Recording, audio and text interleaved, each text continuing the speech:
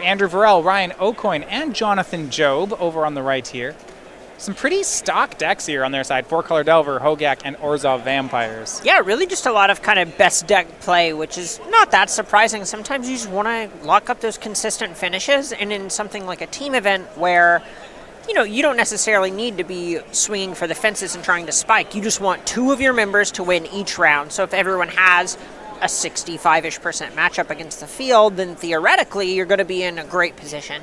So we are calling Lee's deck Charge Tron, because out of respect for the charge counters. Now, it's not a deck with removal for the cards that Hogak makes. It looks like Ensnaring Bridge, 3 Ensnaring Bridge, and 4 Blast Zone are going to be his ways of dealing with the board. Luckily, those are both pretty good. Ensnaring Bridge itself also being a fantastic way to kind of just invalidate a ton of creatures at one time. So if you're sitting on Ryan's side, your opponent starts on an Urza's Power Plant, but then makes Mishra's Bauble. There's nothing really that plays both those cards, is there? Well, outside I of this. have good word that Chargetron may be playing those cards. So one of the things that cards like Mishra's Bauble make the deck great at is playing turn 1 Chalice of the Void for 1. You just play a higher number of 0-mana artifacts in order to try and enable all of your synergies. Just kind of naturally, you can play Astral Cornucopia and Everflowing Chalice on 0, and that makes your Mox Opals basically the best Mox Opals in the format. So at that point, playing Bauble is pretty close to free. So our first card we're going to have to read here is Surge Note. This one from New Phyrexia enters the battlefield with 6 charge counters. You can pay a mana to it to move a charge counter from it onto another target artifact. We'll see Lee do this with... He missed a land drop. Oh, wow. Okay, Astral Cornucopia, Chalice of the Void, and Everflowing Chalice. But you're right, there is a missed land drop for Lee. Makes you wonder what he has in hand that would want to make him want to keep a 1-lander. Well, if he has a lot of ways to charge up cards like Astral Cornucopia, Everflowing Chalice, all of those, then he's incentivized to keep these hands, just since it feels like he's a land away from really kind of breaking the game open. So we see here Everflowing Chalice, no multi-kicker paid. Now Lee can spend a mana to move a charge counter onto the Chalice. And from there, the Chalice will still be able to tap for a mana, so it's almost like, not quite a 0-mana effect, but it feels like a 0-mana effect. Yeah, it's a land drop at the very least. Right, exactly. It's a tap land, but that's better than none.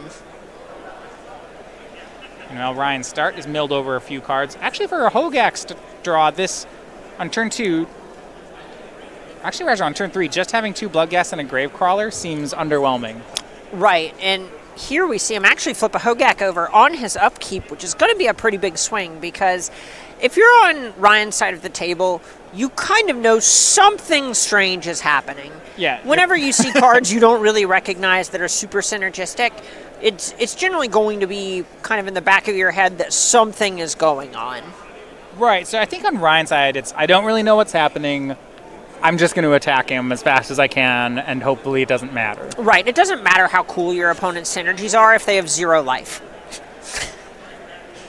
See the strategy here. Good rule of thumb. We'll make the 0-mana 8/8. It's probably still good here. Excellent. Excellent. Strong start. Good at attacking. Love attacking with an 8/8. Swings for 2, lead down to 16. Now, right now, Ryan only has 14 damage on the board.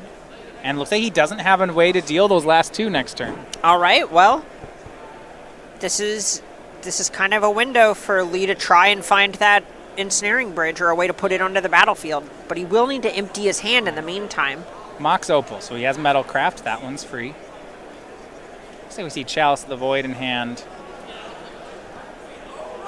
So Surge Node going to put another counter on the Everflowing Chalice, so that is mana neutral. Okay. Still could have 3 mana. Makes 2 colorless. That is for Core Tapper. Core Tapper, a 1/1 for 2. Taps to put a charge counter on something. Sacrifices to put 2 charge counters on something. Darksteel limited staple. I don't even know if it was that good in Darksteel. It wasn't. Limited. No, absolutely. I think it's bad. That kind of joke is actually the kind of thing where it may be too long ago for it to like not be taken a little bit seriously. You're like, wait, were there a lot of charge counters in that charge set? counters must have been great. Did everyone just have a lightning coils? Or was it lightning coil? singular. I think it was coils. I think it's coils. That sounds wrong, but I think it's right. Swing for 14. Lee down to 2, but he's going to get another turn. One more chance at an ensnaring bridge. Well, he is going to have to empty all of the cards out of his hand as well. Well, it's possible he can do that right when Core Tapper can tap and sacrifice to put 3 counters on the Chalice. That means he'll have a ton of mana. Yeah, that card is pretty close to just a Black Lotus this turn. Doesn't have it. I don't think he has the bridge. He'll pick up the cards. Nope, but he did. It looked like he had a Karn the Great Creator and the ability to cast it, but without hitting a land or some way to empty his hand from there. That's it. It really depends. So, game 1 goes to Ryan Aucoin. He has seen most of the weirdo cards out of his opponent's deck. Now the question is, can he put it together and figure out what the play is? Yeah, at this point, a lot of the things that Ryan would be looking to bring in are kind of some anti-hate cards anyway, so that it probably won't influence his sideboarding that much. Force of Vigor would have been good either way. But now it's just kind of on overdrive in order to take out all of the artifacts from the Tron deck. Right, so he has these 3 Force of Vigors in his sideboard. And we'll look at the sideboards more from then. Now, one of the spots here on the SCG Tour is Karnak's chairs, the gamer chairs. Karnak's, we've got your back. You can get these chairs that you see on the SCG Tour, but you can get 10% off at checkout with karnaks.com/SCG. Make sure you use the reference code. We're at Karnak's.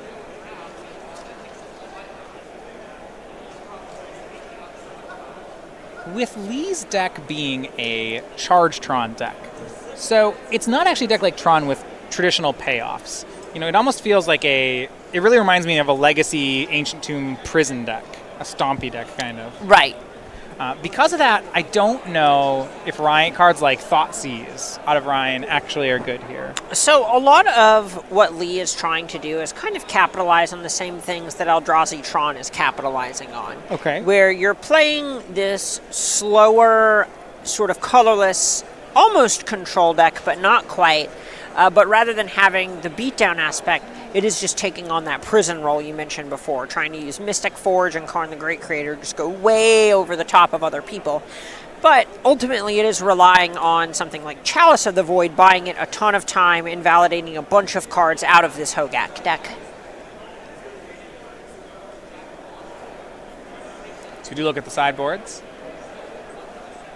For Ryan Aucoin, pretty stock sideboard. The Ley Lines, Force of Vigors, Thoughtseize, Assassin's Trophy, Plague Engineer. And we'll get it back on there in a sec. Last one is Collective Brutality. There we go. The big thing that we're going to be seeing out of Ryan's sideboard here are just those Force of Vigors and Assassin's Trophies. So what do you Force of Vigor? What are the key pieces of Charge Tron? So Chalice of the Void is one of the horrifying cards. And then whatever card that Lee is putting charge counters on, be it an Ever-Flowing Chalice, Astral Cornucopia, etc., those are things you're going to want to go after. Taking a look over at Lee's sideboard, we don't see any copies of Leyline of the Void, but Ryan's going to be wanting to bring in these shatter effects anyway. Yeah, I know you've been playing some Hogak. The metagame's almost at a point where do you board in Force of Vigor every matchup? Okay, just every deck might be a leylining you? Yeah, so you aren't really playing a traditional card advantage game whenever you're playing this Hogak deck. So a lot of times with something like Faithless Looting in your deck, even if you have a dead Force of Vigor in your hand as you get to the mid and late phases of the game, you can still kind of afford to just have these cards that you can pitch to Faithless Looting, but also are the only way to save you in a game where they might have a Leyline of the Void or a Rest in Peace or what have you. Lee's sideboard, a lot of targets for Karn the Great Creator, which you'd expect out of a colorless deck. And that makes sense. This deck is going to be better at filtering towards its Karn the Great Creators than some of the other colorless decks just because of cards like Mystic Forge being available. This is very much a Karn the Great Creator deck that is trying to capitalize on the power of the new Planeswalker.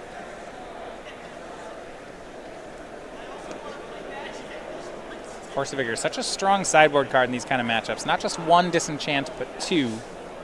Yeah, that's one of the things that's kind of wild, is normally these free spells that you have to discard a card in order to cast, they're going to be card disadvantage. Right, they don't gain the card back. Right, so Force of Will in Legacy, for example, is something where it stinks because you're 2-for-1ing yourself, but whatever you're countering is usually going to be worth more than 2 cards, so it's fine.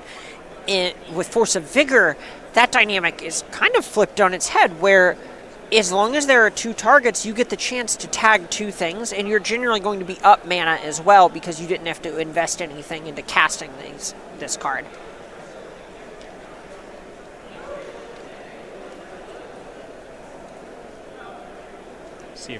Interested here to see if Charge Tron can put together its game plan for Game 2. Results, Lee's teammate Collins Mullen takes Game 1 on the Legacy table, and on the Modern table it is Jonathan Job, or sorry, Standard table rather, it's Jonathan Job taking the win there.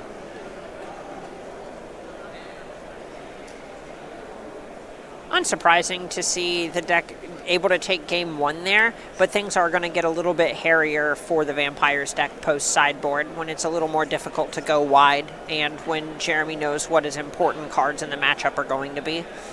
Both players here on 7 for game number 2. Lee had a Chalice of the Void in his hand, but no way to get it on the table on turn 1. So Joe will be able to sneak something down here. We'll see what it is. Looks like it is Stitcher Supplier.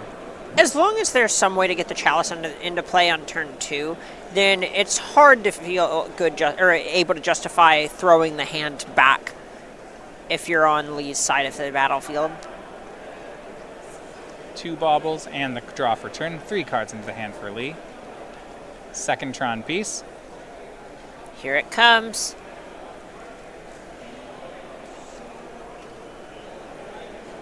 And that will be Chalice of the Void. No reason to overthink it. No, this is the kind of card where the sooner you put it onto the battlefield, the more value it's going to have. 1 mana cards in Lee's deck. He has the 2 Surge Nodes and 3 Expedition maps, but other than that, his deck there's no friendly fire on this. Right, and even then, if you're at this point of the game, it's going to be so much more valuable for you to just blank, 5, 6 cards out of your deck. We don't even know that all of those are still in Lee's deck at this point. Yeah, on the other side, he blanks Stitcher Supplier, Gravecrawler, Carrion Feeder, Faithless Looting, Shriekhorn, and Fatal Push. No, Fatal Push probably not in the deck anymore. Correct, and it also has the ability to blank something like Thoughtseize.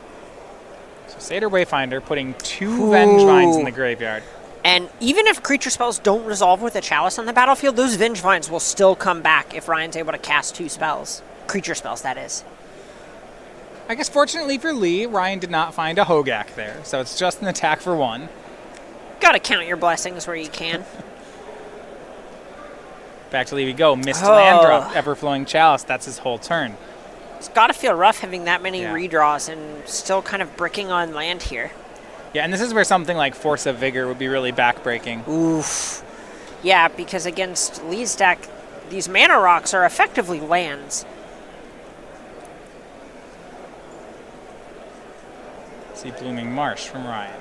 Still plenty of cards in hand. Just an attack. Yeah, that is not a show of strength at all. I would want to, I was hoping to see something to get the Vengevines back, maybe try to mill into Hogak, but they just played the land and passed turn, is really showing that his hand needs help.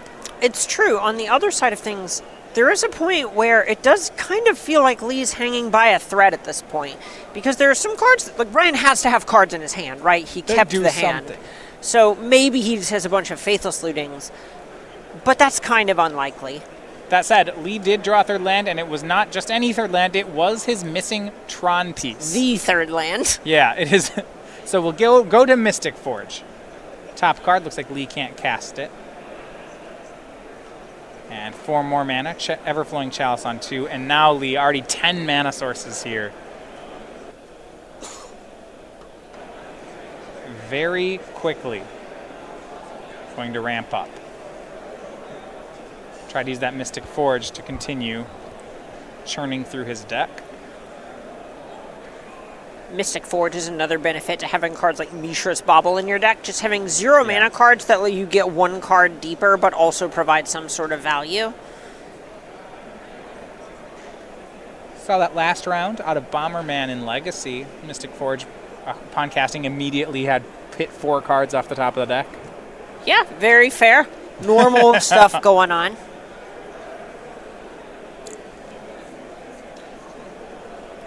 And another swing for 2 from Ryan.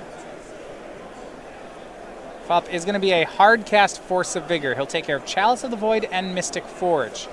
Well, this is a start to actually getting somewhere on Ryan's side of the table. Yeah, we'll see if Lee wants to exile the top card of his deck in response. This is interesting, right? It takes all of Lee's utilities going to be gone, but Lee will still untap with 10 mana. What a rough spot. Yeah. And he doesn't exile the top card of his deck, which I think is concerning on Ryan's side. Yeah, that probably means it's some sort of planeswalker, a land maybe. Yeah, it was Ghost Quarter, it turns out. And this is the kind of thing where it can take him off red if he suspects that Ryan had something like Faithless Looting stranded in his hand. Sure. You could knock out Blood Crypt, or there's just a specific quantity of mana that he's looking to be able to have.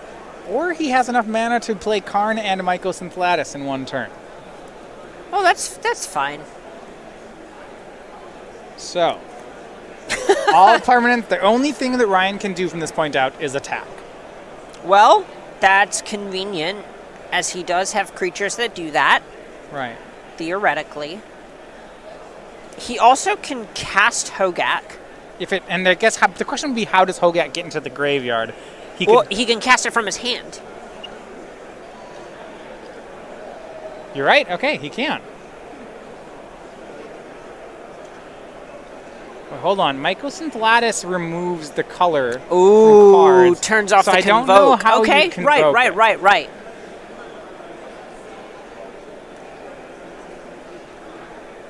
Okay. Beat down. Okay, so we're plussing Mycosynthelatus as a 6/6 going to get in there. And now we see Ensnaring Bridge and Aucoin going to pick up cards. No real way to get around that. Yeah, that's just going to do it. Unsurprisingly, Prison's going to prison. And really, it just kind of shows the simplicity of Lee's strategy. He's using these Everflowing Chalices, Tron lands, just make a lot of colorless mana, using a Karn to lock out the game. Yep, and that's what we saw there. Is Ryan didn't really have adequate pressure there for what Lee was doing, even though he was able to bend those Vengevines early in the game. He got trapped under a Chalice of the Void for 1 or 2 turns too long. Yeah, I really felt like Ryan missed on a lot of the synergy there. He had those 2 creatures, but then they didn't convoke a Hogak, then he didn't get back the Vengevines. Yeah, it really did just domino. Over on Standard, Jeremy Bertarioni picks up a win. So both he and Lee, picking up wins, send their team into the lead 3-2. This is tight. You see all those ones up there.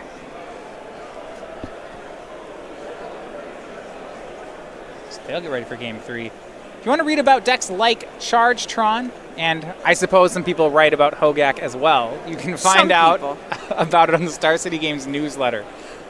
This has highlights from our articles of the week, upcoming place spots on the SCG Tour, and it can help you find invitational qualifiers near you. You can sign up for free at starcitygames.com/newsletter.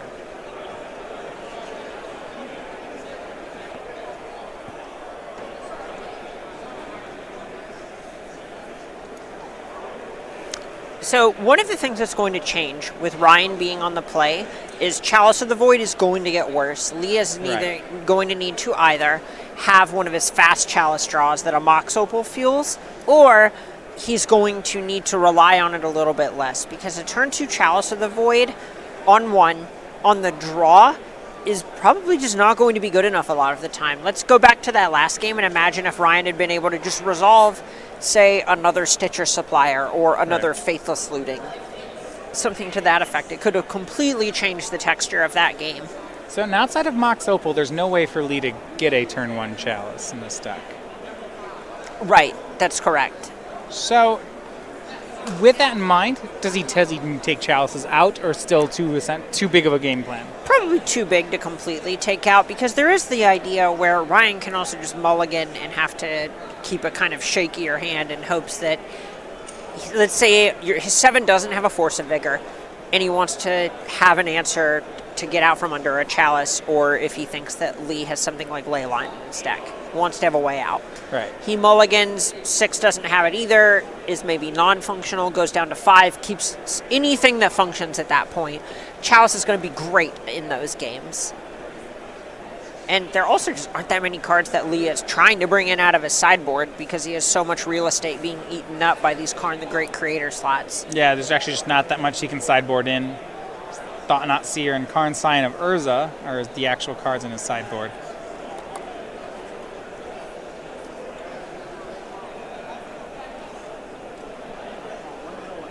see whether or not Ryan can get one of those good Hogak draws. Ryan is the face of a man who is keeping his hand. Well, things could be interesting. That is not the Yeah, look at that. Did you see that? Smirk. Oh yeah, no. that was look Lee in the eyes, smirk with the he doesn't know what's coming. This deck's real good, sort of smirk. Oh yeah, the whole oh my god, I can't believe I tricked them into letting me play a legacy deck in Modern. Turn 1 Thoughtseize from Ryan. Looks like he has brought those in out of the sideboard. And this is a card that is so much better on the play than it is on the draw for exactly the reason of that Chalice dynamic we were talking about before. See Mox Opal, Walking Ballista, Core Tapper, and Ensnaring Bridge. And this is a hand that Ryan is going to have a lot of time to set up shop against. Yeah, you basically are going to be looking at taking something like the Ensnaring Bridge here, and then you just kind of get to do whatever you want. Do you think there's any merit to taking the Mox Opal? There's a point, but there are so many lands in Lee's hand, unless you're worried about a super fast draw and some very specific things coming off the top, then you probably just don't care much about the Mox Opal. There aren't any other zeros in Lee's hand to power it out for a quick turn 1 play. So this isn't the hand where that's what you're looking to fight. Don't overthink it. And he doesn't. Takes Ensnaring Bridge. Oh, was that another one off the top? Didn't get a good look at it. I suppose we'll see. That looks like a brown border card. So looking at the deck list. Yeah, that's probably an Ensnaring Bridge. I don't think there's anything else here it can be. Lee does not strike me as the person who would make build a bridge that you have to protect.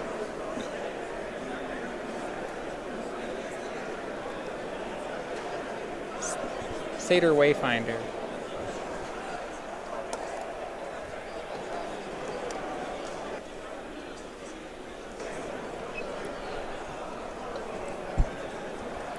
Walking Ballista on 1 for Lee. So the nice thing about this Ballista on 1 is it does make it a little bit harder to assemble something like a Hogak here. Just because if Ryan does anything to develop a second body to convoke it out, Lee has the ability to shoot down the Satyr Wayfinder. So if there's, say, another Satyr Wayfinder here, would you, with it on the stack, shoot the first one? I would probably just do it with whatever the next creature is, just in case. Fair enough, that's what he does. Ryan's play is Bloodghast. You don't have a 1/1 Ballista expecting it to go the distance. It is to be a 2-mana removal spell. One more. Blood Crypt shows Gravecrawler. And, oh, by the way, there's a Hogak. Does not feel good for this to happen. Should have played a removal spell. Oh, but wait. He does, however, have Ensnaring Bridge. Empties his hand down to 2 cards. That counts. Bobbles on Ryan's turn. So Ryan will have to find some artifact removal. Not impossible. Does still have Assassin's Trophy and Force of Vigor as outs to what's going on here. Now draws a card off the Nurturing Peatland. That's a lot of red sources on Ryan's side. No green ones. Right, so you can't actually cast a Force of Vigor. It would have to be a pitch spell for it? Correct. Cannot cast an Assassin's Trophy at all.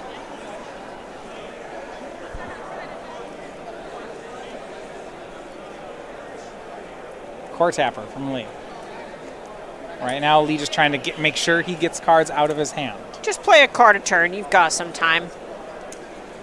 Good news for Lee. Teammate Collins Mullen, a 2-0 winner with Rakdos Reanimator over on the Legacy table. This means that Ryan and Job are backs against the wall. Neither of them can lose from here. Ryan needs to pick up the win with Hogak here. And, he's not that far away from it. Lee needs to be able to just play more cards and empty his hand from here. Yeah, despite Ensnaring Bridge in play, Ryan's done a lot of damage. Now we'll see Mystic Forge.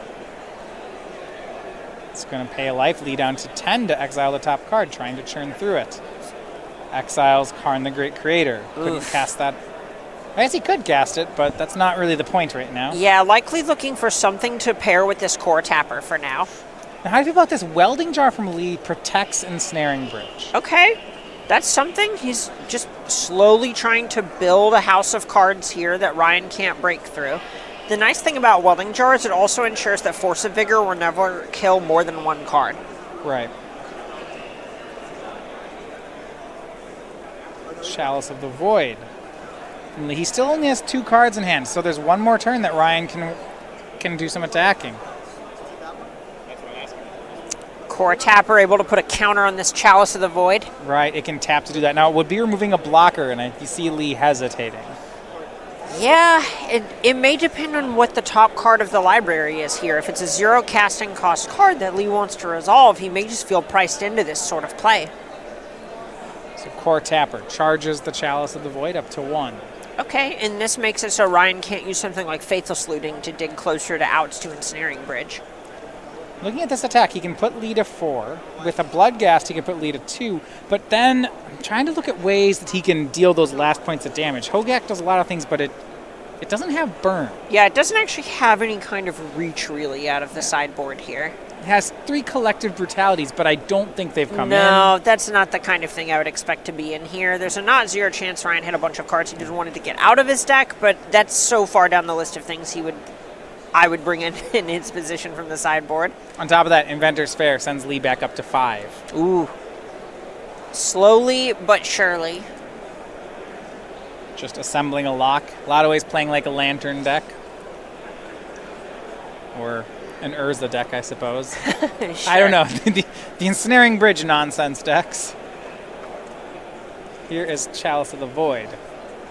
Lee looks at the top card. This one's on 0. Oh, so close.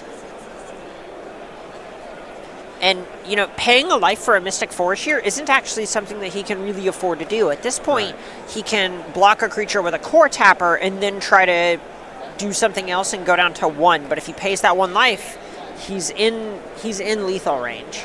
So here's Karn the Great Creator. Going to plus, likely just to make a blocker. That would be quite good here.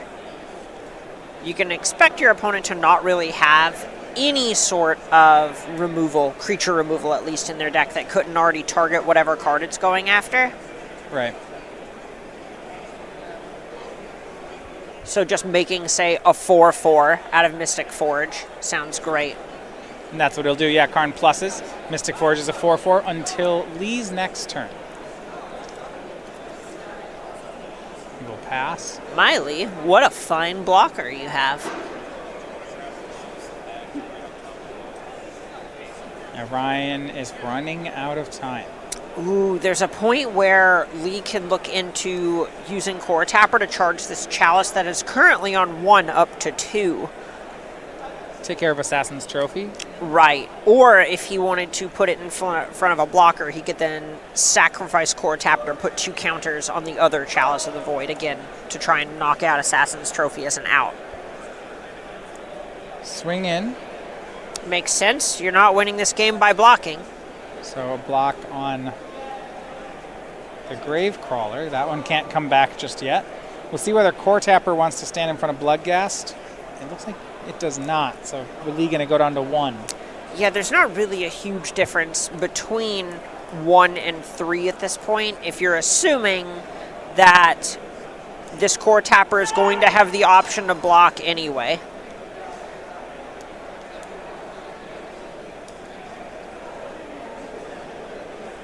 Both players say fine. Lee goes to 1.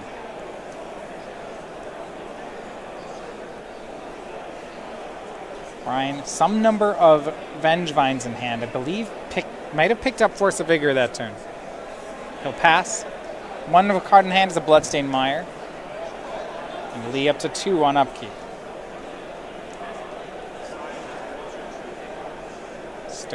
Moves. He charges his Chalice that was on 1 up to 2 now. Blocking for things like Assassin's Trophy. Here's Blast Zone. Blast Zone is not bad. This is actually a way to blow up both Bloodghast via Core Tapper. Already it can put a charge Yeah. counter on. This card just plays so many roles in the deck. Look, it's really tapping into the core of the strategy. Love it. Love it. second Mystic Forge, but this brings the number of cards in Lee's hand down to 1. Well, that's kind of like blowing up a blast zone on these blood gas, except you get to keep your court tapper and your blast zone. I like this. Now that there's no chalice on 1 here, Expedition Map gonna sneak on in. And you know what? Speaking of chalice on 1, let's move it back there. Love it. Now there's a chalice on 1 and a chalice on 4. So Force of Vigor is turned off. Now Mystic Forge just going off with all these zeros. All right, well, allow me to just say, from the bottom of my heart, this is nice. Good luck, Ryan. I am all about this. This looked so close a moment ago, and it's just swung in such a huge way. So no cards in hand. Karn up to 7. Mystic Forge comes to 4/4. He's just covering his bases at this point. Right, you win this through eventually, well, I believe in next turn even, he has the chance to get the Mycos and Thladis. Right, eventually you just get Mycos and Thladis, and then you get a Walking Ballista, and you are able to just ping and slowly then ping crank and so it up. on. Yeah. Lee There's goes so to much 3. mana in this deck that making a big Walking Ballista is not exactly a tall order. 330 two-headed giant, sealed spectacular, and 330 standard challenge. The beginnings of your events are posted at the gathering point. Please make your way to your Counts mana here. Players in the 330 two-headed giant, sealed spectacular, and 330 standard challenge. The beginnings of your events are posted at the gathering point. I do like the Court Tapper Chalice of the Void interaction, where the deck, you just make holes in the Chalice of the Voids, resolve your spells through them, and then change the number of chalices on. Oh, yeah. It's very nice. And the 6th, last card on top of the deck for Lee was the 6th land. That's enough. It says Karn's going to get Mycos and Thladis.